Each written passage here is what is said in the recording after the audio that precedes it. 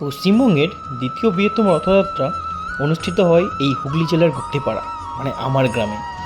আর উল্টো রথের ঠিক আগের দিন অনুষ্ঠিত হয় 296 বছরে প্রাচীন ঐতিহ্যবাহী ভান্ডার লুট।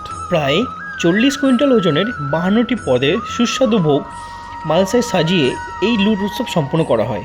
প্রতি বছরের ন্যায় এবছরও সেই লুটের অনুষ্ঠান দেখতে এসে ভাবলাম এরকম একটা ঐতিহ্যবাহী অনুষ্ঠান আপনাদের সামনেও তুলে ধরি। এই ভান্ডার লুট কেন হয় জানেন?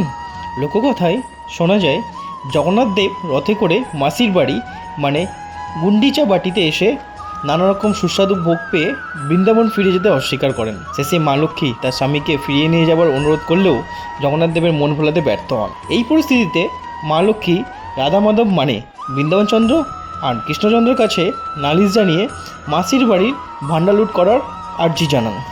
এই পরিকল্পনা অনুযায়ী লেঠেল নিয়ে ভান্ডার লুট করতে যান রাধা মাধব, তাই তাদেরই সম্মুখে এই লুট এখনও সম্পন্ন করা হয়।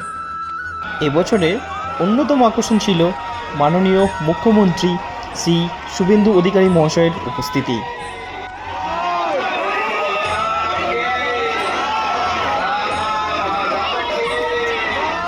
অবশেষে পৌঁছালো রাধা মাধব, শ্রী কৃষ্ণচন্দ্র, শ্রী বৃন্দাবনচন্দ্র।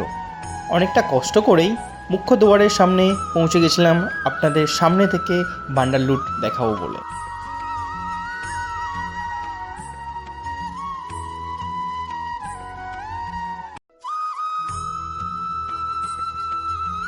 সাথে থাকুন, পাশে থাকুন আর দেখতে থাকুন নীল ভেগাবট।